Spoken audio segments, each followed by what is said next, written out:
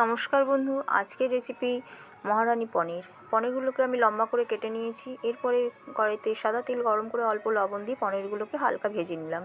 পনিরগুলোকে বেশি ভাজার দরকার নেই। আমার রেসিপিটি যদি ভালো লেগে থাকে প্লিজ একটা লাইক দিয়ে সাবস্ক্রাইব করে আমার চ্যানেলের পাশে থাকবেন। পনিরগুলো ভেজে আমি তুলে রেখেছি। এরপরে ওই তেলের মধ্যে দারচিনি, এলাচ, লবঙ্গ ফোড়ন দিয়ে 1 চামচে আদা ও একটি টমেটো বাটা দিয়ে ভালো করে মশলাটা কষিয়ে নিয়ে আন্দাজ মতো লবণ, 1 চামচে জিরে গুঁড়ো, 1 চামচে কাশ্মীরি লঙ্কার গুঁড়ো দিয়ে মশলাটা আবারও কিছুক্ষণ কষিয়ে নিলাম।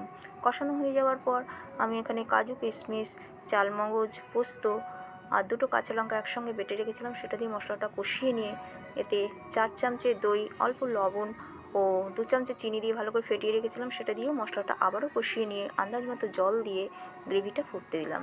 গ্রেভিটা ফুটে উঠলে পনিরগুলো দিয়ে আবারও কিছুক্ষণ ফুটিয়ে নিয়ে আমার তৈরি হয়ে গেল মহারানী।